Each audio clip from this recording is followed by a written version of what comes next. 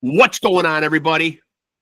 Welcome to another episode of Off the Couch Boxing. I'm your host, Reckless Rex Ruger. That, of course, is the Alexis Arguello puppet. This is, of course, Off the Couch Boxing, the home of the most amazing and real boxing conversations anywhere on planet Earth. You guys know the motto: legends, luminaries, world champions, and fighters on the rise, all coming here to chop it up with your boy, Reckless Rex. And today we got another good one for you, man. A guest that we've had on before, one of my favorite dudes in the boxing game. Always fun chopping it up with this dude, man, and looking forward to it. Before he gets in here, let me go promotion mode on you guys. Make sure to like and follow Off the Couch Boxing on Facebook. There you'll get updates on new episodes, when they're dropping, who will be on them, and any other big boxing news. If it's popping off in the fight game and it's newsworthy, I will throw it up there and keep you guys in the loop. And, of course, if you're here on this channel watching right now, make sure to like, subscribe, hit that notification button to stay tapped in. Of course, this is where you really need to be. That doesn't mean don't check out the Facebook page, but here's where you need to be for all the kick-ass boxing content. And, of course, I still have the title of undisputed, undefeated heavyweight champion of boxing podcasts. Go peruse the guest list. Go check out the past episodes. I might be a little biased, of course, and I should be, but come on, the boxing content stands for itself. Go check it out. There's something there for everybody. If you like the OGs and you like the legends, there's plenty of conversations with them. If you're into the young guns, the guys on the come up, there's plenty of episodes with them. There's a little something there for everybody, man. At the time of this recording, which is Friday, May 9th, 2025, I believe there are currently 25 episodes there. So there is a lot to sink your teeth into. As I said, man, just incredible conversations. And let me take a moment right now to thank all the people, all the guests who, without them, I would not be able to do this podcast. I have been blessed to have so many amazing people from the fight game on this podcast. When they pop up in the room here, man, with me, it even blows my mind. Just growing up, watching some of these guys, what they've done, how they've gotten busy in the fight game. I've admired them. I've watched them. I always say I don't just pull people's names out of a hat and have them on here. I respect them, admire what they do. And one of those guys is here right now. So let's get down to it and chop it up. Let's go. And there he is, my guy. What's up? What's up, man? I just wish for once in my life, man, that I could have somebody either call me rock hard or mighty. Any combination of those three. You get it. You get it all right here. I get it all. Yeah. How's it going, man? Man, it's going good. I'm out here in Connecticut right now with one of my pro fighters I help out. Okay, so you're training a fighter? Yeah. A professional fighter or amateur at this point? Professional. Man, so what's that like? He's the only pro that I'm working with right now, but I have an amateur program I'm running right now too. And shout this guy out, man. What's his name and what weight's he fighting at? Tremaine Jones. He's okay. 3-0. He's 3-0, and this fight he's fighting at 160. Oh, middleweight. Okay. Yeah, he was at 168, but since getting with me, I got him down to 160. And do you find it easy to train, man? Because obviously it is a different generation right now. I've had guys on here who try to train younger guys. I've had a couple guys on here who even try to train their own sons. And sometimes there's that generation gap where, you know, this generation might not think what that generation says is applicable, for lack of a better word. Well, you know, I have a good resume where I'm from, so like I get a lot that come to me, and yeah, I do well with them, man. Like Tremaine, he's the same age as me.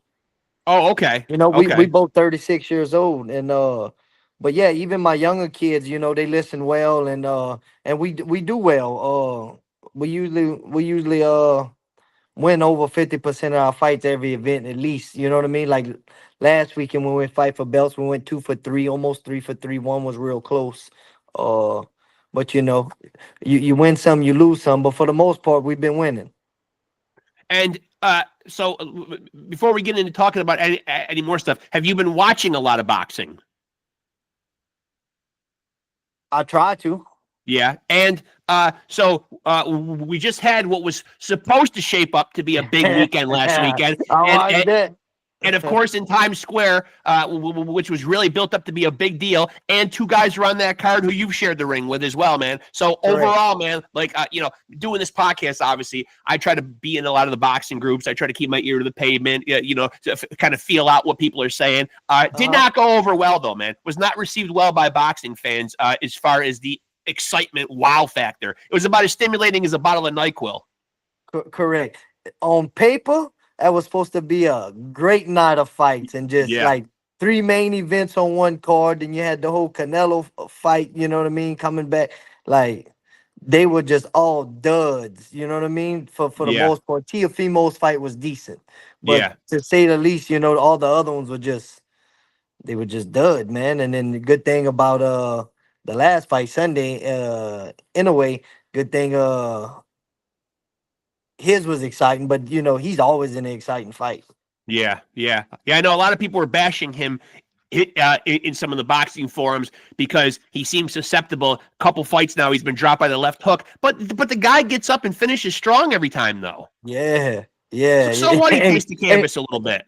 Yeah, listen, it's boxing. You're gonna get hit. Yeah, Yeah. Could he get back in the gym and try to fix on getting that hand up? Of course, but Yeah. like people think you have to be invincible. You can't be dropped. You can't be hit. Like it's boxing, man. And when you facing somebody that you never been in the ring with before, you don't Yeah. know what to expect.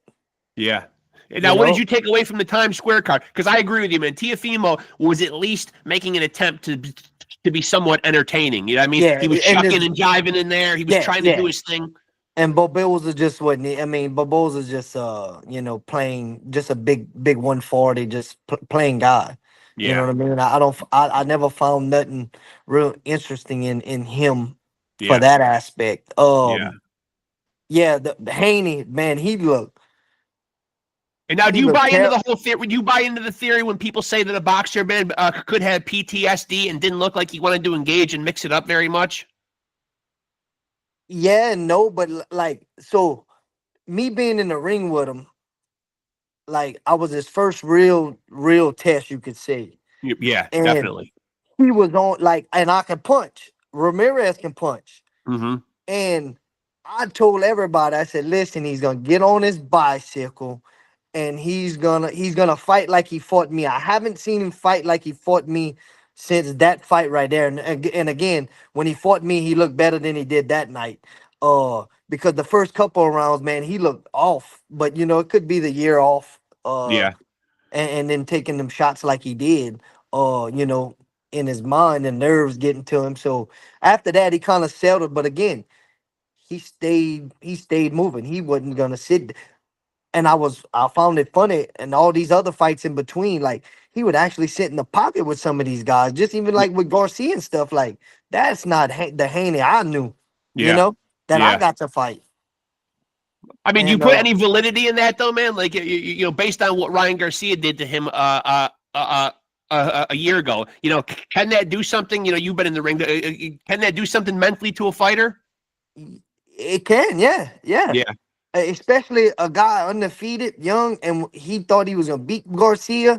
And then, I think what might have helped him with a little bit of his mental was Ryan failed that drug test. Yeah. So okay, now you got everybody. Man, he was on drugs. That's the only reason. And then you see this fight with Ryan. Ryan looked like total shit. Yeah. Against Rolly, and got whipped by Rolly. Who was? I ain't gonna say nobody wasn't expecting that because I always knew Rolly had a puncher's chance. But I thought Ryan was gonna get the better of him. It was faster, longer. Was gonna use his jab, and dude, he did nothing. Yeah. So does that not make it interesting to see a Haney Garcia rematch at this point? Does it kind of does it kind of take the piss out of that a little bit? I would say no, it wouldn't, because you got now that boosts Haney's confidence. That might drop Ryan's confidence a little bit, and it still makes out for a great fight because people think if they rematch, they think Ryan's gonna do the same thing to Haney again. Right. And all in all, I don't think it happens again. Yeah. You know the outcome. You think I it's don't. different this time? Yeah, Yeah. I listen. Again, Ryan didn't look the same from his last fight to this fight. You He agree with didn't. you agree with the criticism? Now, I don't always agree with Tim Bradley, but him amongst other people, but he was one of the more vocal ones who's saying that maybe it just seems like these guys, and then specifically Ryan Garcia, are fighting for a paycheck and they're not super passionate about the sport. Yeah, man. Like, yeah, I Yeah, would agree to somewhat. And then like as a boxer, sometimes we have, but like you still got to go out there and try, man. Like go out on your shield, like try. It didn't even yeah, seem like he was trying, man. Like, what are you doing? Like yeah. you fighting on the biggest stage, the biggest card, and you just going out there just mediocre. And now, do you think the pressure might have got to it? Because at first, when that event was first announced, it was played up like first come, first serve. Maybe the whole damn city might show up. But then it really ended up being more intimate right around the ring. And there was a lot of who's who of the boxing world sitting there. You think maybe it was the pressure of having like a lot of their peers, and a lot of good peers. Obviously, Bud was there, Shakur is there, Mike Tyson is there. You know what I mean? A lot of the who's who of boxing and potential opponents for these guys down the road, too.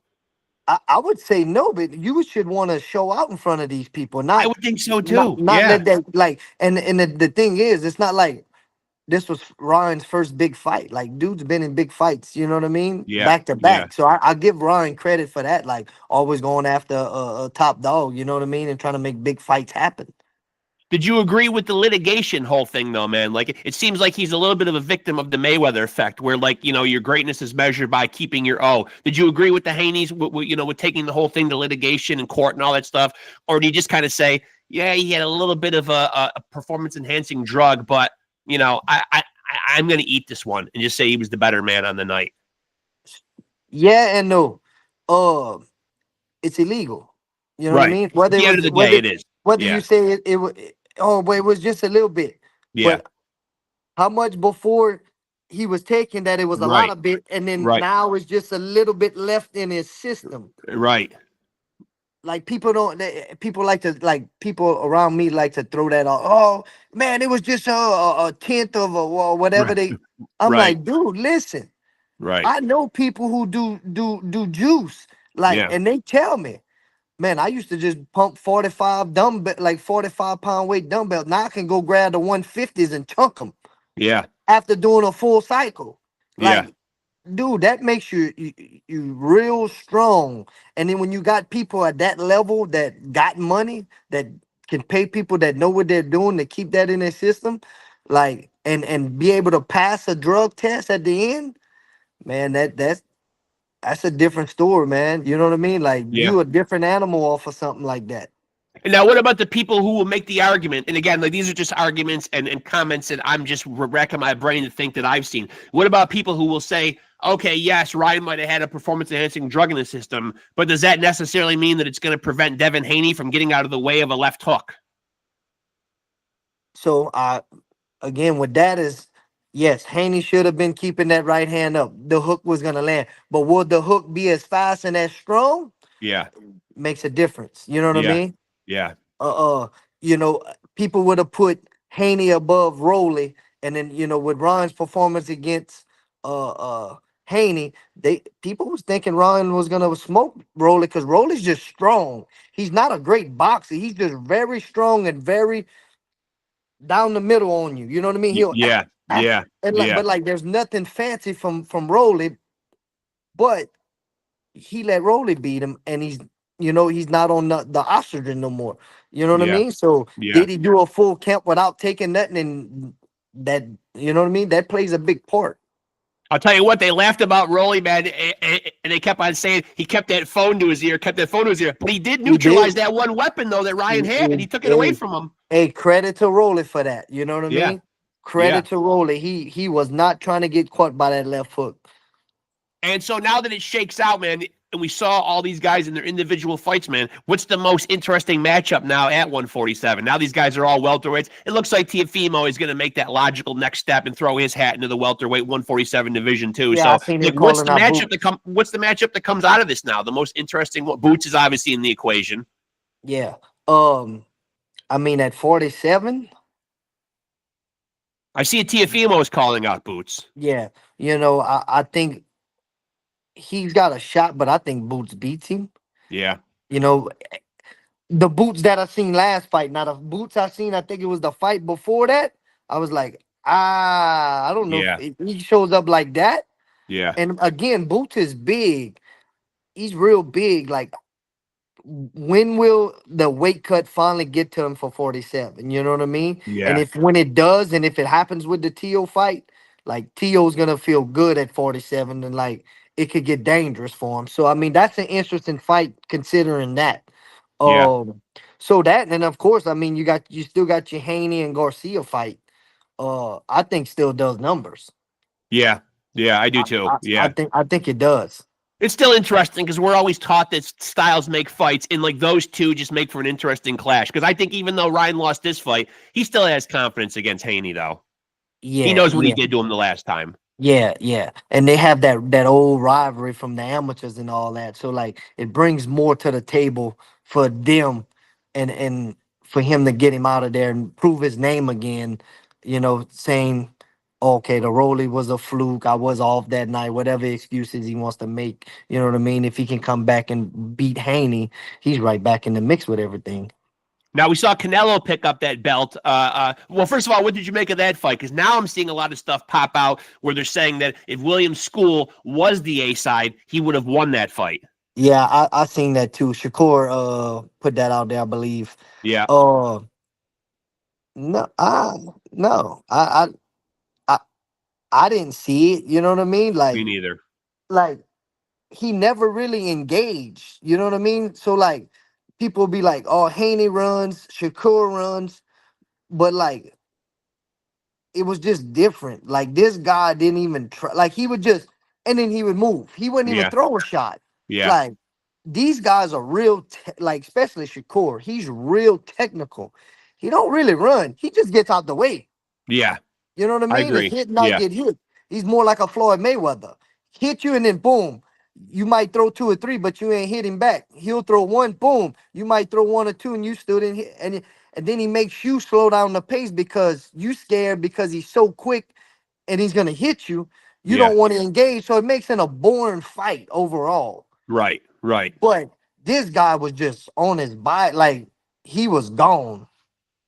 And so now that he picks up that belt now, and we saw them, it does seem like it's now fully a realization that we are going to see Bud and Canelo. Where do you rate Bud's chances? Bud actually looked pretty big in the ring, but obviously, Man, he man, like does. as a guy who's fought at multiple weights, though, having the size and being able to perform with the size are two different things. Correct, correct. Yes. So like Crawford was always like a bigger guy for his weight. You know what I mean? Because his height, I guess, since Yeah, the amateurs, since I fought him in the amateurs um to the 35, 40, like he's held his own through them weights, and there was always, oh, he goes to 47, will he be too small? But like he's a big frame guy. Like he's tall, yeah, he's got strong. it. Yeah, Yes. And like so when he was at 35 and he moved up to 40, he posted a scale picture and he was like 170 going up yeah, to like he was at 170, 175 on the picture. And yeah, like he's fighting 140 now. So you got to figure he was that big fighting 35. So as you grow, he's gotten bigger. Man, he got to walk around at about 180, 190 right now to fight, yeah, you know what I mean? To go yeah. in this fight with 168. But like you said, you made a good thing. Like, how will it do with that extra weight on him? Yeah, because a lot of people criticize them against Madrimov. Yeah, but styles make fights. You know what I Yeah. mean? Just because he got the job done. That's what matters. He got the job done. And Those Eastern European guys are never going to let you look good, though. no, no. And I guess who was that? Oh, Virgil. But Virgil bought it, and like Virgil was hitting the guy, and like the guy might have had an off night too. You know what I mean? So they go off of that too. So it's like styles make fights. Virgil's not the same style. So that guy was real jumpy against Crawford. Yeah. So do you So like Crawford's chances? I posed the question to a lot of guys on here, man. And the general consensus is if anybody could do it, Bud's a special kind of talent. He'd be the guy that could pull something like this yeah, off. he could. I believe so too. Because like I said, Styles makes fights. Yeah. Canelo's not jumpy. He's right there. He's Yeah. strong, but he's right there. Because So I got to like, admit, I'm one of those guys who didn't think he was going to have an easy time with Errol Spence, and then he made it look super easy, and he fought oh, the whole super time in the easy. southpaw, and just like, and you made a good point earlier. And I've had Bomac on a couple of times, and people say, yeah, people never think Bud is a strong guy, but he's got a wrestling background. He's physical. He's a Yeah, physical yeah, guy. he is. Yeah, yeah. He's one that could get the job done. You know what I mean? Like, cause he can move. You know what I mean? He's got good footwork. He's long, and like got a great jab, and he can switch southpaw to orthodox, and he can fight great out of both positions. So like, he could be long as he don't get caught up on them ropes, man. He could possibly outbox Canelo. But Long at as the he end of the can. day, if Mason Menard has to take his money and put it on one or the other, who are you putting it on? Is it too Uh, hard to bet against Canelo? I mean, Canelo has been at it's 168, living and campaigning there for a while now. it's hard to go against him due to the fact that he could land them big shots. How well will Crawford? We seen Crawford kind of rocked a couple times by some shots by different guys, Yeah, but again, he took them. yeah. So like you know what I mean. He don't have a weak chin, but how well will it hold up to the power of because we know Canelo can punch and we know he could take a lick. He's got hit by the hardest punch of Triple G Oh and yeah, you know what I mean multiple yeah, times and just eats him and yeah, don't even shake. So I don't think Crawford could hurt him. So my thing is like can Crawford get a decision? Because I think Canelo will win some rounds, but like can he get the decision? So if I was a gambling man, and you say the odds are even, I would have to go with Canelo. yeah. Is it the biggest fight? Is it the biggest fight in boxing to be made, man? Or is there one out there that you'd like to see even more? Nah, nah, nah. Nah. I mean, I like the Benavidez with Canelo, but I don't think he takes it. I don't know if it's gonna be as big because of Crawford's accomplishments and stuff. Even though he's a smaller guy, uh, I just think the numbers will do better on Canelo versus Crawford than Canelo versus Benavidez. I mean, I could be wrong, But but what's the mentality though, man? Why do you think a guy like Canelo, who's taken a real whipping from the press and the journalists and the fans who have wanted to see him versus Benavidez, and Benavidez was his mandatory for a while, and you would think that at some point, and I know Canelo can punch his own ticket, he's made tons of money, and that no yeah, one's going to knock his resume at this point, man. But you would think that it would just get under his skin, the Mexican pride would just come out, and he would say, "All right, just because everybody keeps saying this, I'm just going to go ahead and beat this guy." But then take a fight against Crawford, who it does seem like it's a lose-lose. If he beats him, they're going to say Crawford was a pumped-up welterweight, and if he loses, God forbid, man, it's not going to be a good look for him yeah, either way. What do you think? Just playing devil's advocate, why would you think he wouldn't take a Benavidez fight? dude. That I don't know. I don't get either. Like why he's never fought him. I don't understand it It just either. seems crazy. The guy's been dogging him for years. He was his mandatory for the longest time, and he's the only guy at 168 that he didn't clean out of there. Yeah, maybe he really is a big threat to him that he just don't want. I don't know. It just That does. that It just seems like an obvious duck. It really does. I hate it, to it say any of does. these guys duck one another because I know you guys are all warriors in heart and spirit and Yes. everything, man. You know what I mean? Yes. Like you don't want to think of anybody scared of another guy. You know what I mean? And, Yeah, and, because and like I certainly don't want to. I certainly don't want to dump that on Canelo and say he's scared of this guy, man. But it yeah. does look like an obvious duck to the to the average boxing fan. Yeah, yeah, because like he's fought the best of the best for many years now. You know what I mean? Yeah, Everybody and like even fighting Crawford. Crawford's even though Crawford's smaller, he's coming up. But like that's kudos to both of them for making big fights like that happen. You know what I mean? But yeah, why not the Benavidez fight? Yeah, yeah. I don't understand it either. And I mean, I don't even Benavidez have the is a long answer. night for anybody, man. I mean, he does got a great engine. He's going to come at you all night on the front foot. He's going to keep throwing punches nonstop. He's not an easy guy to get out of there, man. He's got endless stamina, even though he doesn't always look like he's like a Yeah. fury. He doesn't always look like he's in great shape, and he can look a little doughy around the middle sometimes, but he keeps coming the whole fight, though. Oh, he does, man. He got the name Monster for a reason. Yeah, yeah. Uh, Just baffles me, man. Because for the longest, man, it seemed like that was Canelo's out for the Crawford fight. He's too small. It's a lose for me. And now suddenly here we are, and it looks like it's going to happen. And yeah, Benavidez, to his credit, man, I'm glad he did get to the point where he said, I got to move on and create my own legacy and stop chasing this Canelo fight. You know, I mean, if it's not going to happen, I got to move on. You know? Yeah. Because like he just wasted a lot of time waiting for that fight to happen, and then you know what I mean. And like now you got Bevo. That's I ain't gonna say Vivo's ducking him because they saying Vivo saying that he's being true to the rematch. Even though Yeah. I thought he won both fights, you know Nobody what I wants to mean? see it again. The general Nah, consensus when I ask is nobody wants to see it again. yeah. Like as a boxing fan, I'll watch it again because I mean Yeah. it was a good fight. But like he's really he should be 2-0 against him, and like it's just not like oh yeah let me live. I'm glad they putting that. Nah, it's like all right, I'll watch it again, but it's Yeah. not one that we begging for. You know what I mean? I'll tell you what really impressed me and got my blood pulsating, though, even though there was no belt on the line, Eubank and Ben was entertaining as hell. Man, I missed it. Eubank and Ben was really like a British Gaddy versus Ward. I seen some I seen some comments and some clips. I was like, dang, And because you know credit to the UK fans because they will pack 65,000 into a stadium when there's no belt on the line, man, just to watch like yeah. it's those two last names though, Ben and Eubank. You know. Yeah, because of their fathers, you know, they fought already, so it brought a lot of attention to it. Yeah, and that was one of those fights where Conor Ben was coming up and wait to fight a guy a lot bigger than him too. And I'll tell you what, man, he showed a lot. Credit to him, man. He showed a lot of dog in there, man. Stayed in there, especially those last 2 rounds. He ate a lot of huge shots, man, from a much bigger guy. Yeah, that's what I read and seen too. That they gave him a lot of credit for that Yeah. going up and looking the way he did, and he did. They said he did a great job. And there were a couple times early in the middle of the fight where he did buzz Eubank, man. Had him wobbled a little too.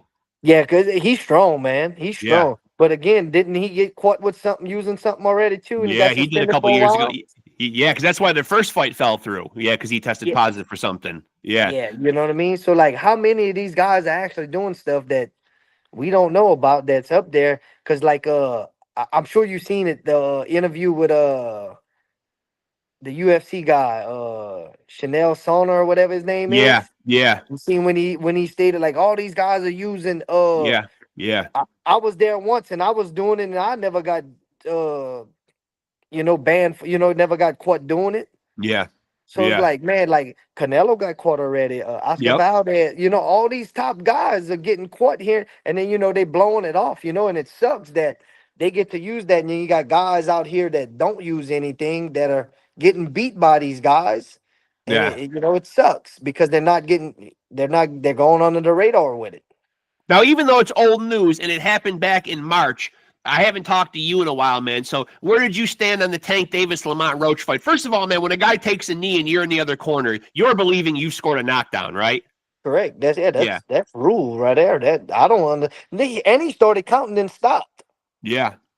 Now, I've had a lot of guys come on here and insinuate and even flat out say that if that was the other way around and that was Roach taking the knee and he, a lot of it might have had to do like with Gervonta being the A side. Would you think that is accurate, man? That maybe if the roles were reversed and Roach took that knee, that it would have been a 10-8 round? Oh, easily. But he's the cash cow. You know what I mean? Like he's bringing in money. Like he lost that fight. I had him even without the knockdown. I scored him losing it. Yeah, that's what I'm saying. I think I had it 15-13 without the knockdown for Lamont Roach. Yeah. But even though they scored at a draw, and that's supposed to be scored a knockdown, now Lamont Roach wins. And then I seen he petitioned it, and then they still ain't give it to him. Like, man, that's rule. Like, how y'all gonna go against that? Y'all should have reversed that. Yeah. But they're not because of the money he brings. Right. That's the part. Yeah, I'm watching. I'm thinking, when the hell can we just call audible timeouts in the middle of rounds? Yeah, exactly. Crazy. You can't do that because you got something in your eye. Yeah. You've been sweating. What round was that? 7? Yeah. You should have been sweating since you warmed up in the locker room, and now it's just getting in your eye. That's kind of fishy to me. Now, you at 36 years old, man. Have you ever entertained or flirted with a comeback in your life at all? Has it entered your mind at all? Because we do see a lot of these guys. We see Manny's getting ready to come back. Klitschko has flirted with it. Shannon Briggs, let's go champ. He's got a fight coming up in June or July. Are you content with where you are right now, or do you get the rumble inside of you to want to come back? At times I do, man, but like I got a busy life. Yeah, You know, is it really worth it for me? Like, do I got the time to train like I need to get there? yeah, Uh, I've been being a little active though. I've been training. I've been trying to run, hit the bags, do a little strength conditioning work. I actually, matter of fact, I had to spar with my pro over here a few rounds to, you know, rotate with some other guys with him because he's fighting a kind of shorter, stockier guy like me. right.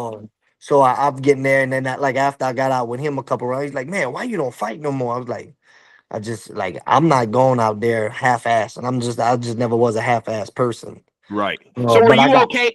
So were you okay with? Because I know as a fighter, man, there's a lot of pride, there's a lot of yeah. heart involved in it, though, man. But like you did end your career, and I'm wondering if it sat well with you. You did end your career on a loss. Was it hard to go out with the last fight being an L? Did you want one more and say, "Fuck, I want to go out on a win"? Yeah, but it see me, I don't really give a shit. Just how I am, you know That's what I mean? probably Like, that's probably mentally healthy. yeah, That's good. exactly. You know what I mean? Like, it don't Yeah, bother me. Like, I had a good career. I you know, did. like, I know, like, I had some fights that I shouldn't have took when I took them because of the situations, but like, I took them. I I needed the money at the time, and I took them, and Yeah. I got losses for them. But like, I was never scared to go fight anybody. Every fight they pitched to me. All right, let's go. Let's go. I'm ready. Like, let's go. It is what it is. And like, if I come back, I come back. And if I don't, I'm all right.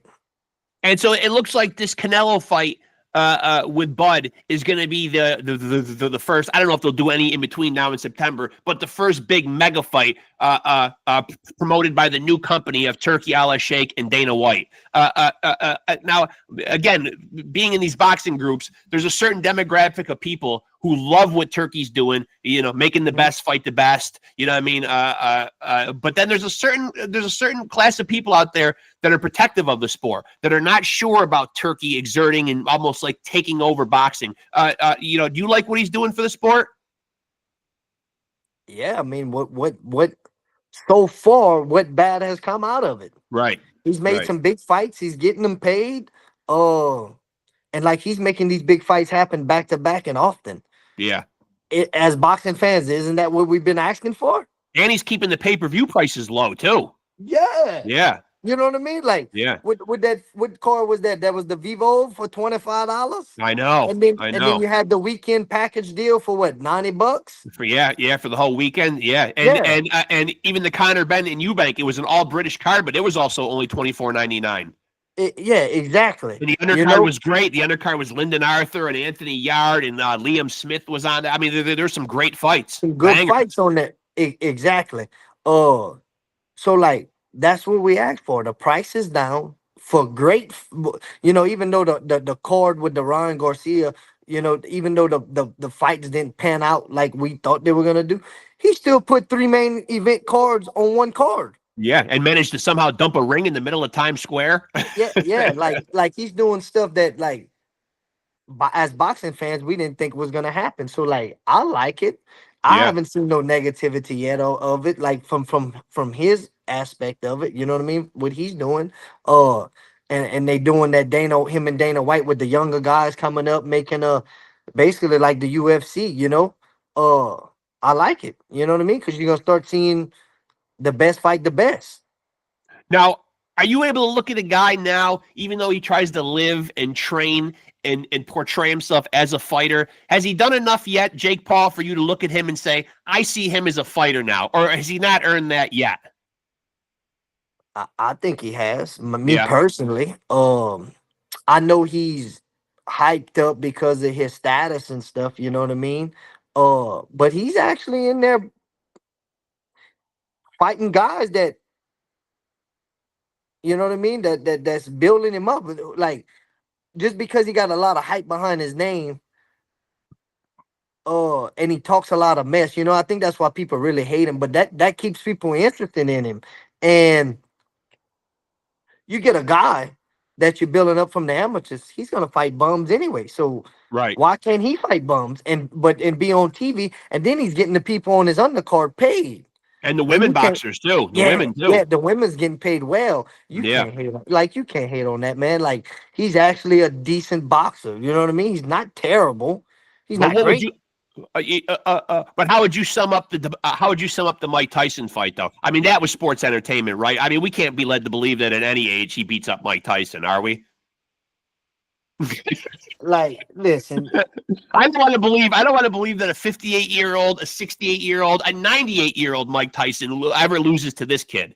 yeah, in our because we see the 25-year-old Mike Tyson. Right. You know what I Right. mean? That's who you visualize it. And Yeah. like Mike still got that look and that Yeah. meanness look to him. You know what I mean? So like you really believe in like he's a but you've aged. Can you know what sports have You're you played? right. Can you You're still right. play? Can you still go play with them young cats like you Yeah. used to? You're Nah, right. you Yeah. can't, man. You You're right. But can't. Mike And Tyson did look great, although in the build-up, though, all those training videos he was putting up, he looked amazing, though. And then it seemed like on the night he was holding back. Maybe was that part of the plan? I don't know, man. Like, were we yeah, duped a little bit? Maybe we might have been a little duped. hey, anybody can go look good on the bag. It's when you got That's true. somebody in front you punching back. It's That's different. true. You know what I Yeah. mean? And look, Jake Paul's a big, strong, young kid. Yeah. He is. That makes a difference, man. I thought Jake held him up a couple rounds. I thought Jake was gonna knock him out. And I felt like he got off the gas pedal a little bit towards the end. do you think though, you realistically, man, that like we'll ever see Jake at the top level? Will we ever see a world title on Jake Paul?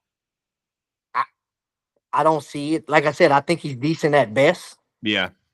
He's not awful. I mean, he can hold his own for a little, but like when he's gonna really fight these top guys at cruiserweight, like Yeah. they're gonna beat him up. A dude You that's know, really hungry. Yeah. but you know, and a lot of people criticize, but like he had no amateur background. He just came straight pro. I know. I You know. know, and he's building himself up using people that have big names to be able to create these big events to get people to watch. I know. You know, Yeah. so like he's a real mastermind to make money on and get people on his Yeah. undercard paid way more than they ever. The world champion female, what's her name? Serrano. Yeah, Amanda Serrano. Yeah. What was her Yeah. biggest payday before she got with him? Right. Yeah. Probably what, 50 G's maybe? Yeah. Yeah. Now she's getting $1 million. Yeah. That's retarded. You know Yeah. what I mean, credit Like, to him. Yeah. I mean, credit to him. Yeah, And so he's like- bringing eyes to the sport. And sometimes, man, Correct. like that's a good thing, man, Fresh because eyes. sometimes boxing has struggled with that. Yeah, you know, so like I don't discredit him for nothing. I mean, like he's getting people's paid, he's getting new eyes in. He's good. I think he's good for the sport. Just like Turkey Al-Share. I think he's good for the sport until he proves me wrong. You know what I mean? Like he's doing real big things. And now, for people that don't know your background, man, how young did you start boxing? What age did you get a pair of gloves on? 8. I started at 8. 8 years old. And Yep. were you watching a lot of boxing? And if so, who were the guys that you were looking up to? When I was real young, I wasn't looking up to nobody. I just my older brother boxed, and he's like 3.5 years older than me. So like I went by the gym when I was younger, but like I wasn't boxing. Like I'd go play around and stuff. And then Yeah. I had a friend that was like, "Hey, come down." I was like, "Man, my brother went down. I'm gonna go." So I went and I just started boxing and fighting. You know what I mean? Because I just was into sports. Like I was a real athlete when I was Yeah. coming up. I mean, still am, but like. So they just drug me in there, and then like I started like 15. I think I started like full time just boxing. I quit all the other sports. Too much favoritism going on in that, and I just stuck with boxing. Like it just what I loved. It was me. I didn't have to worry about no team help. You know what I mean? Yeah, you got Yeah. your trainer and stuff, but like people actually making plays for me, and I just like relying on myself. And when you say favoritism, man, like what do you mean? Like that small town, like nepotism, man, where other guys are getting the breaks? Yeah, like you know, Yeah. they're just because their dad was the all-star Yeah. coach, they got picked or put in front of me when I was the Exactly. better player. Not you Yeah. know, they were good, but I was Yeah. the better guy, and I dealt with that a lot. had enough. I dealt with Yeah. that a lot with my son, man, too, man. You know what I mean? Like, Yeah. he's the better one, man, but the coach really wants the coach. He wants to somehow freaking shoehorn his son in there, you know? Yeah. Yeah, I Yeah, think that goes on a lot, man, on the kid. yeah, it does. It does. It does. And it's kind of sad, man, because like what are you teaching these kids? Hey, work really hard and earn the position, and then still get screwed out of it anyway. Yeah, you know? yeah, yeah, yeah, yeah. Listen, if we rotated the same spot and whoever was the better guy during these games, then all right, we're gonna keep him there. We're gonna put the other one. But that was never even, a situation. Like you got two all-star shortstops, but because he's your son, he's gonna play shortstop, and you're gonna send me to center field because I'm Right, faster. right, right, right, Well, I wouldn't have to be so fast if your son would catch the balls at shortstop. You know what I right, mean? I wouldn't have right. to go run them down. Yeah, but they do always make it like they're doing you a favor. We're gonna move you to center Cause because you're yeah, fast. yeah. But like, let's be realistic. I mean, your son's playing shortstop, so he got decent speed too. I'm just fast. I just happen to be faster. But like, how hard is it to catch a fly ball? Right, right, You know what I mean? right. Like, go get Yeah, under it. It's to catch that fastball coming on the ground to you and stopping it and making the play. yeah, You know what I yeah, mean? So at that point in my life, I just, I was like, man, I ain't playing out. Like, I never did until that year. And then I was like, you know what? Just because it's his son. That's why, like, he keeps missing. And, like, that pissed me off. Like, yeah, if he'd have played good and yeah. with missing balls and was making the plays happen, great, whatever. But Right. that wasn't the case. So, Yeah, right. Then you're after like, that, okay, okay, now I understand why I lost the position. This kid's amazing, but yeah, yeah, yeah, exactly. You know what I yeah, mean? Like, I can say when somebody's better than me. I can, you know what I yeah. mean. But like, at that instance, he just wasn't better than me at that time. Now, when I look at your resume, man, and I mentioned you were in there with Teofimo and Haney, it's a two-part question. First of all, man, are the guys that you were in there with, who gave you the toughest fight? Who is the trickiest and the hardest for you in there? Might not even be one of those guys. A lot of times I ask that question, and it's a guy on the resume that you might not even be the obvious choice. Haney, just Haney. because of the way he fought, he. I was coming off the 15-month surgery. That was a fight I shouldn't have been in. Should have had a tune-up or two. Yeah, You know what I mean? But like I jumped straight back into that after 15 months off, and dude was on his bike, just yeah, gone. And like people was like, "All you had to do was let your hands go." I said, "Yeah, it's easy to say until you got this fast motherfucker in front of you that's popping you with the jab, and you don't even yeah. see it until he's already gone. Like he's gone already. Yeah, I kept Like the saying that jab. with Devin and watching Jose Ramirez because he just kept walking him down and cornering him and then not throwing anything. Yeah, like it's like when you do that, and then like because like Ramirez is not real fast on it, and I seen that coming. Like I figured Haney was gonna get on his bike Yeah, because he's been punched on a couple times now. yep, He's not sitting in the pocket. He's gonna go. He's gonna throw the jab, move. He's gonna throw a couple shots, move. He's not sitting there to get caught because Ramirez is dangerous if you sit in front of him. yeah, But he's slow on his feet. So what Haney did, he just got on the bike, hit, go, don't back and forth, go. You know what I mean? Like yeah, that's the game plan. I figured that would be it. And like as Ramirez, as me, being a little slower on our feet, but could punch because we got a plant to punch. Like it's hard to hit him when that dude's on his bike, bro. He's hard to get to. yeah. Who would have Just thought? when you just Who when would you have thought think that? you're there, he's Yeah. gone. Who would have thought that card man with Rolly Romero would steal the show? Right? Pretty Right? crazy. Pretty crazy. Yeah. And now the I second mean, part of that question is though, man. Like, okay, he gave you the toughest fight, but I don't think he'll be the answer to this one. But who rung your bell and hit you the hardest? Because you always remember the guy that who probably gave you the hardest lick, right? That kind of stays with you. so like with Teo, like he hit me hard, but like I was out. So like I didn't get to go to like some rounds with him. And Right. sometimes these guys that you go rounds with, so like I went rounds with Beltran. He's a Yeah. decent puncher. So like Yeah. overall, I could rate his real power. Right. You know what I Right. mean? Like he had decent pop. He wasn't a great puncher, but he wasn't a feather fisted puncher either. Right. Uh, Right. but I mean, I'd have to say Teo because I mean, like he literally flatlined me. You know what I mean? Yeah. Yeah. Uh, Yeah. uh. So it's hard for me to say. Does he really hit that hard, or did he just catch me in the right spot with a good hard shot? Right. And I know you didn't get to share a lot of rounds with him, man, but like where do you rate him? He's an intriguing guy to me, man, because you do see flashes of brilliance, but then you see him lose and even get dropped by a guy like Kambosos, who I would almost equate in that Rolly category. Not the greatest set of fundamentals, man, not the most polished of fighters. You know what I mean? He's going to have his hands full here in June, I think, with Richardson Hitchens, man, a guy that can really box. And but it just, styles do make fights. He did catch Teofimo, man. But Yeah. I mean, Teo keeps insisting that we haven't seen his best yet, man. So I mean, Oh no, you good? I just want new towels and stuff for my room. Yes, ma'am. I mean, he's probably got. I mean, he's probably still got a lot more of a ceiling where he could go, though, right? I mean, Teofimo, we haven't seen the best of him yet, right? Yeah. Listen, boxing people are real, real. I guess since the Mayweather, the old like. We're human. He had a bad night against Kambosos. If him and Yeah. Kambosos fight 10 times, he wins 9 out of the 10. Right. You know what I mean? A healthy, not overlooking a guy, Teofimo, is gonna be hard to beat. Yeah. He is. You know what I mean? Yeah. He's got real skill. Like he can move, he can punch, he's fast, he's smart. You know what I mean? Like he's not. You can't go off of that Kambosos. I think it was a fluke fight. You know what I mean? Like he even stated he had a lot going on with his wife and then with his dad's situation. You get him with the right trainer and get that chaotic lifestyle. Cause look, I know that lifestyle can get to you. You know what I mean? Yeah. When your mental ain't there, it ain't there. And then once that Kambosos dropped him, I think his mental just went out there. Cause like he really came out there. When have you ever seen Teofimo come out there and just start swinging shots, trying to knock somebody out?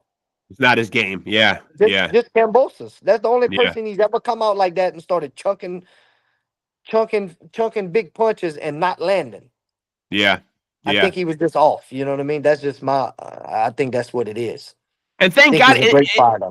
and thank God he tried to infuse a little entertainment too. You know what? I thought even the build up to those fights was going to be much more entertaining. And really, the only guy that really brought his A game to really sell and hype was Teofimo. He was at least trying to be mildly entertaining and interesting, and showing up wearing masks and trying to get the crowd hyped up and stuff. Yeah. And I mean, it was really. Even in the buildup, I thought I have seen some growth, maturity out of Rolly. He seems like he's really reined it in a little bit more and seems a little more, more serious about this fight. Than before, but I thought Ryan would hype it a little bit more too. And I wonder, I wonder if it's the lack of confidence because of the PEDs. Because Ryan wasn't even his usual brash self in the buildup to that fight. Because I think everybody thought, oh, Ryan and Rolly, that's going to make for some great press conferences, and it really wasn't. No, it wasn't. And Ryan, somebody put out that Ryan sparred Rolly when he was younger, and it kind of traumatized him because Rolly can punch. If you got a puncher and you're a young kid, you know what I mean? And there's an age difference, like that makes a difference. Yeah. You know what I mean? Whether you 16, 17, 18, I don't know what age he was when they sparred, even 19, like you're still kind of on the kid side right there. And if I don't know what's their age difference, with Rolly's probably in his 30s now, huh? Or close to it, yeah. I mean, Ryan's in his probably like mid-late 20s, right? At the most, middle. Yeah. So, like, just to say, at an early age like that, just to say if Rolly was 22, 23, sparring a 18, 19-year-old kid, man, that's a big difference. If you were advising Ryan Garcia, what would you tell him, man? Like, you think he's lost all of his passion? Did he just have a bad night? Does his heart look like it's not in it? What does he got to do? Go back to the drawing board and assess if he really even wants to do this? Yeah, like Ryan got a lot of mental problems. You could tell, like he's just up and down, man. Sometimes he's got a lot of energy, and then sometimes it's like he's just there. Like, what Ryan you gonna get? That's what it boils down to for me. Like, which Ryan's gonna show up? Did you see a big change in him? Because the Haneys seemed to want to point out at the press conference that his voice, his mannerisms, his bravado, and then even at the weigh-ins, they were even saying his physique didn't look the same. Now, to an untrained eye like me, and I watch a lot of boxing and a lot of weigh-ins, I couldn't really tell a big difference. Could you? I really didn't even pay attention, to be honest, to say if I seen a difference or not. But like his attitude, that I can say because like he was on it for the Haney fight. Now, was he on it just because it was Haney and they had the amateur rival and stuff? Yeah. Or was it or was it the pads kicking in? Because Yeah. like a lot Yeah. of pads can make difference for attitude changes and stuff Sure. like that. You Yeah. know what I mean? Make you more snappy. Uh,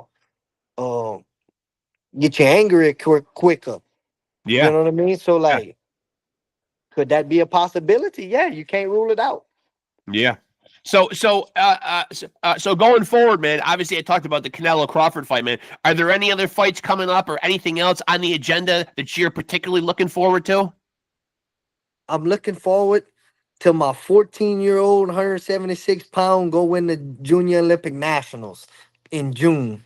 14 years old and 176 pounds. He's 6'2", 6'3". Holy shit! Listen, and he could fight his tail off. And he's a Louisiana guy. Yes, I support him with my pro, and my pro's like, man, he's dangerous. He's like, I was like, and he's 14. He's like, man, that's crazy. He's like, I've never seen talent like he's got it. Like he can roll with punches and shoot back, counter punch, jab out this world. Like he's legit. Like when I'm telling you, in 4 or 5 years, he continues the way he is right now. He's gonna be the new face, new talking boxing. Watch. And and now what's his name? Brody Jeter. Brody Jeter. Yeah. Wow. That's got Yeah. that. Even the name has star quality written all over it. Yeah. He just so it's hard to get in fights because his size like locally. So like we sent him to Civil Gov Nationals. He had a guy over there. That guy had just won nationals 3 months before that and had 2 fights to win it. He stops him in 2 rounds and made it look easy. And where do you see this kid ending up at though? Because obviously, if he's 14 and 176, do you see him Yeah. eventually being a full blown heavyweight? Yeah, he's gonna get there. I'm on the border. I gotta see how much more growth he does and how he feels out. Maybe a cruiserweight Yeah. for a little while. And Yeah. then, but he's gonna have to go to heavyweight. I mean, he's gonna be that big. Yeah. He's 14 years old already, 6'2" ish, 6'3", and like he's built well, you know what I mean? And so, what else has life been like for you after boxing? Before I let you out of here, catch people up to speed on like which obviously you're doing a lot of training. It sounds like.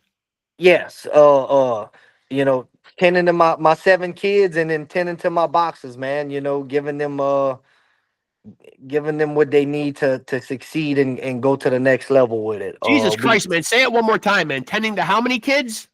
7. 7 kids. 7 Yeah, kids. I just in April 7, I just had my first biological son. I got 5 biological kids and 2 step kids. I I know. had my first Congratulations, by the biological. way. Thank you. I Yeah. just had my first biological son, and so I, I I'm busy at the house. You know what I mean? I'm busy. You damn right you are. I do I do all the housework. I do all the outside work. I mean, like my wife does stuff too. Don't get me wrong. She Yeah. helps out a lot, and so like very busy with that. And then I finish with go to the gym with the kids, and then I also teach baseball right now. Teach my stepson's Pinto League. I'm the head coach, so I'm also doing that as well. So Yeah, my real grandson. busy. My grandson just got into t-ball, man. My son's son, the one that used to co-host Yeah, the show yeah, with yeah, me. yeah, Yeah, yeah. yeah. I mean, he's been, he had to kind of peel back a little bit because he's got a lot on his plate, being we having a young family and stuff too, or whatever. So I kind of forged on without him, man. But yeah, he just had his first t-ball practice the other day. But I'm gonna try to get him when he comes over here on the weekends. I'm gonna try to get him used to the actual live pitching, though. I think that'll be a big advantage, though, man. You know what I mean? Because he's already banging the tee a lot. My son said it's hard to concentrate on the ball without hitting that goddamn tee. That's not Hey, easy. but listen, that keys are very so like even with so we in coach pitch, like some of my guys that struggle hitting the ball because they can't focus, like because their swing's not there. That tee helps your swing get. Yeah. After they started practicing that at home with their parents, after I told their parents, like I got a couple little kids that actually hit the ball now, would strike out every time, Yeah. but they hit the ball now from going home practicing off of that tee. Yeah, because I feel like that's what I can offer my grandkids the most, man. When I was growing up, baseball was my sport, man. Yeah. So Wholeheartedly. Yeah. yeah. Yeah, that So was my thing, man. yeah, me too. When I was young, that's when my dad thought I was really gonna go pro in was baseball. Yeah. Is that what it would have been, though, man? Like, what I know you talked about like peeling back from some of the sports because of the favoritism, man. But if it wasn't boxing, what was the one you were really leaning towards? Was it baseball? Yeah, I really like baseball. Like, listen, I was good at football too. Like, but I was in the Pee Wee league. As I got old, I was just a smaller guy. But like, I would I was fast. I was crazy fast and Yeah. athletic. Like I had juke moves out this world. My mama got film on me, like playing Yeah. Pee Wee League. That's 11, 12. A big pile of people piled up, and then all of a sudden you see me gone, Yeah. leaving Yeah. everybody. You know what I mean? So like I like both the sports, but I think baseball would have was if wasn't for boxing or if wasn't for favoritism. I think baseball is where I'd have probably done something in. Now, see, my son got really good at basketball, and that was more just him go out in the driveway and just shooting and playing on his own. Me and him are both 6'4", but I didn't really teach him a lot about the basketball, though, man. He kind of learned a lot of that on his own. Yeah. And shout out to basketball because I will say my Knicks just went into Boston and stole 2 games. We're up 2-0, man. Yeah, I keep up with it. I don't watch it all the time, but I do keep up with like all the sports from college ball, softball to basketball. Uh, No, you're uh, good. yeah. Hold on, I don't know I what mean, happened. let me just, I mean, Okay, let me just paint the picture that we go into Boston in game one. We're down by 25 points in the third quarter. We come back and win in overtime. Not that I want to go down by this many points. Game two in the third quarter, we're down again by 20 points, and we came back and won in Boston both games. that's crazy. This might Yeah, be our year. This might be our year. yeah. Hey, listen, to come back And like that in their hometown, in yeah, their hometown. And now we go back to yeah, Madison Square Gardens, starting tomorrow. So now we're back. Now we're back. Now we're back in the Mecca, man. Now we're in New York City yeah. tomorrow, Not, not. and the Cleveland Cavaliers are the 1 seed, and they're currently down 2-0 against the Pacers, man. So it looks like the Pacers are going to knock them off for us too, man. So it'll be like the '90s again, Knicks Pacers, hopefully. Yeah, because y'all in the semis right now, right? Yeah. Yep. Yeah, yeah, yeah, yeah. And my New York Mets are in first place in the National League East. We're rolling up here. You liking that, huh? We're rolling. Yeah. Yeah. Yeah. I'm Matter about of to go. fact, I'm on TV right now. They talking about the New York Mets. And I'm about to go up to the Boxing Hall of Fame. It's Hall of Fame weekend next month, man. So I'll be sitting ringside, man. I'll get the press credentials, sit ringside. Manny Pacquiao's going in. I got to get a picture with Manny at some point. Hell yeah, hell Yeah. yeah, man. Y'all been covering a lot of boxing, man. I've been keeping up with off the I Facebook and appreciate stuff. it, man. Yeah, I know, man. You've been a supporter, man. Yeah, I mean, and it's crazy to me though, man, how Manny gets to go in, but yet he's coming back and ready to fight though. Because I always thought when you went into a Hall of Fame that you had to be away from the sport for X amount of years. Boxing must have waived that rule. That I'm unsure on.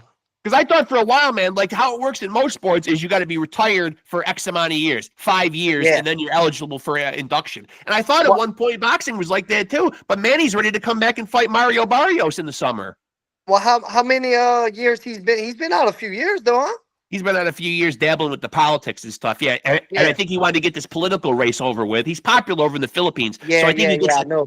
so he's always in the Senate. He'll probably end up being the president of the Philippines at some point, man. He's beloved over there or whatever. But he doesn't have the fighting out of his system yet, though. 45 years old, 46, whatever he is. And he's going to fight.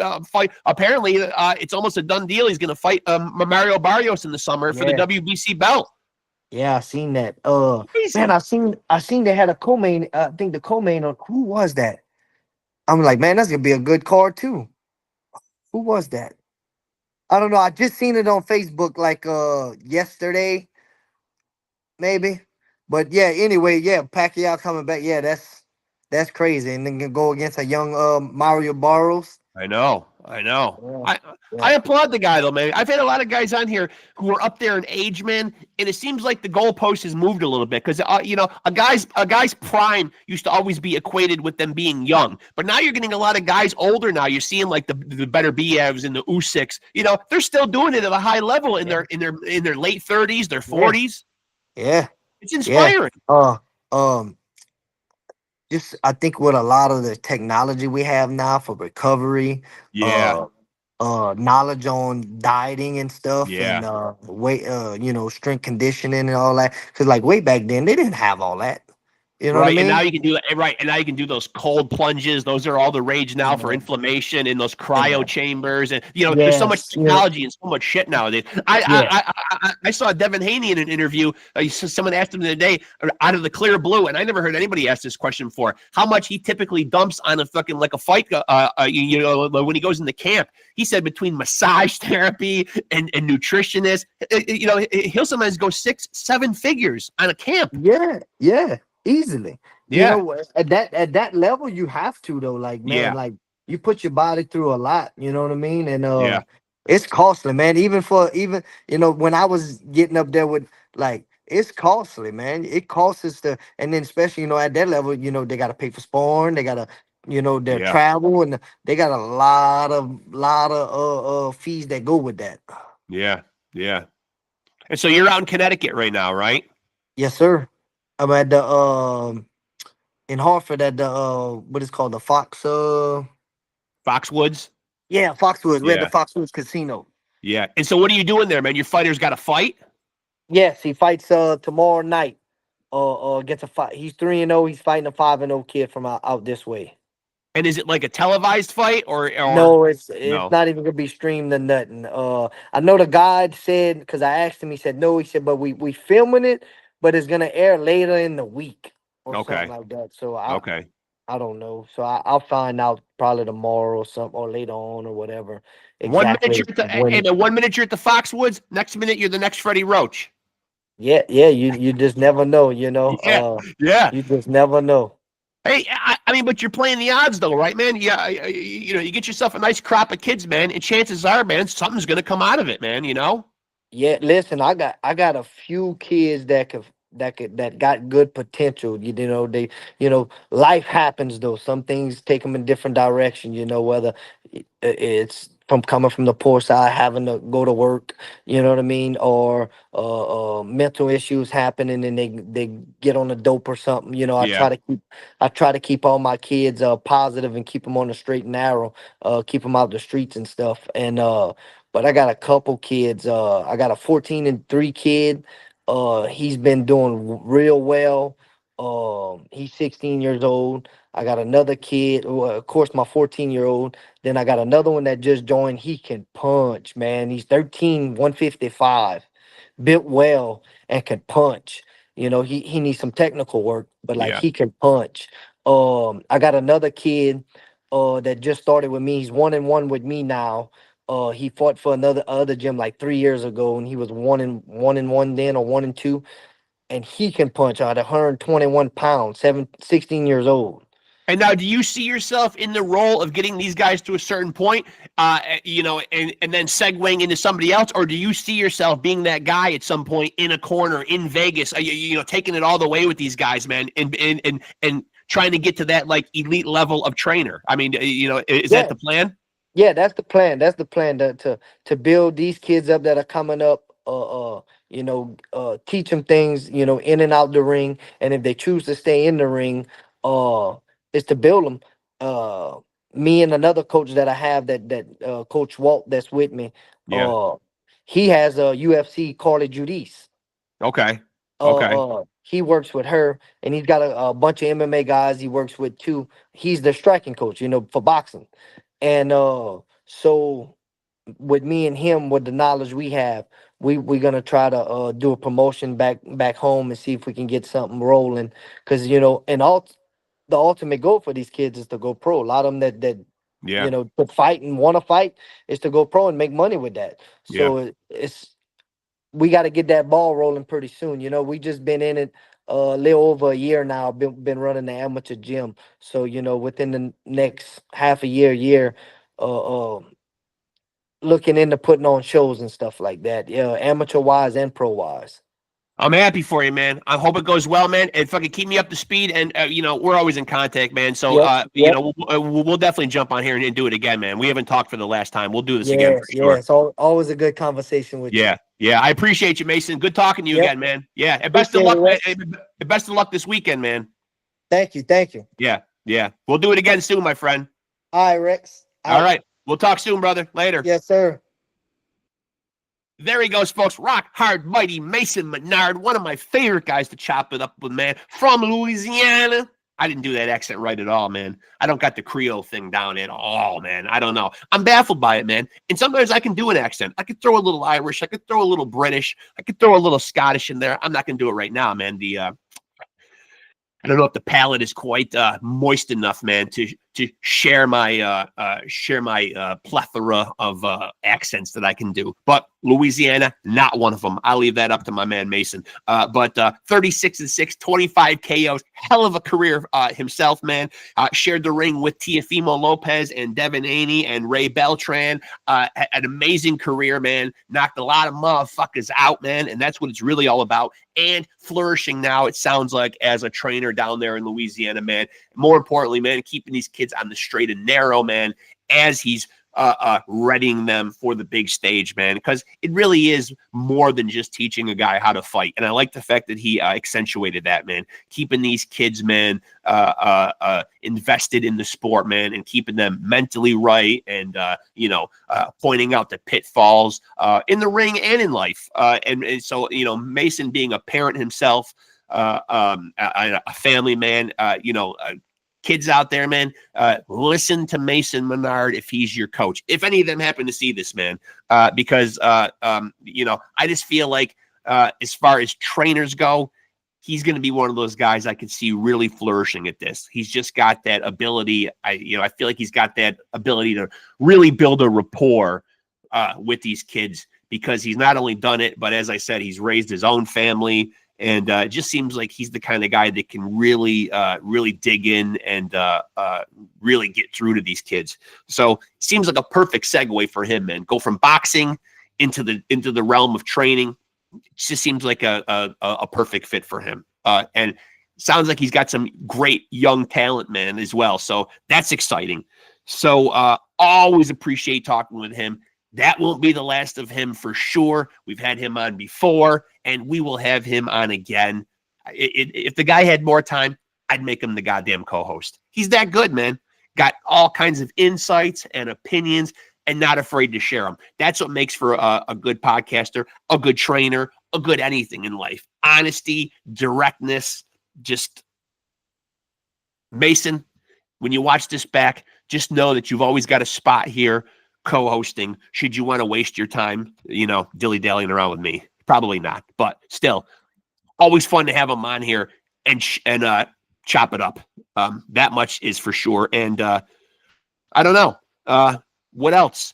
I think before he got on here, I was in promotion mode. And again, I've had a long day at work. Healthcare is a grind. So I'm going to try to get myself right here and not babble too much, but I do want to point out, and I think I did this before he came on, but I'm never sure. But make sure to like and follow Off the Couch Boxing on Facebook, and make sure to like, subscribe, and hit the notification bell to stay tapped into the most amazing and real boxing conversations. We get down to the nitty gritty. We just chop it up. No cookie cutter questions. No standard format. No status quo where you're just going to get the same old shit. We're all over the board with it. We're moving here, there, everywhere, life, boxing, family, whatever happens to pop up. Obviously, boxing is at the forefront usually, but, hey, we might go this way, we might go that way. Sometimes we're zigging, sometimes we're zagging. You never know. But that's what it's really all about, keeping it free form, keeping it spontaneous, keeping it raw and real. And, of course, that right there is what makes us the undisputed, undefeated heavyweight champion of boxing podcast, bar none. Go check out the playlist. Go peruse the past episodes. See how it stacks up to your other boxing podcasters who may have more views, who may have more subscribers, but they ain't doing it like this. They ain't running down amazing guests. They're not Mr. International, going overseas, going here, going there. We've ran fighters down in England and Ireland and South Africa and Australia. I go all over the board with it. Time differences be damned. I'm running them down and I'm getting them on this podcast, man. That's what makes me the champion. And the good news is you too at home can be a champion. How, Rexx? How can I achieve this? How can I be a champion? I'm sitting here watching you, and you are the champion of boxing podcast. But how can I be included in the club? How can I be a champion? Well, it is very simple. The formula, you don't even need your pad or your pen. Put it down and just perk up your ear and listen. All you got to do is continue to stay tapped in with Off the Couch Boxing and continue to roll with the champs. Peace.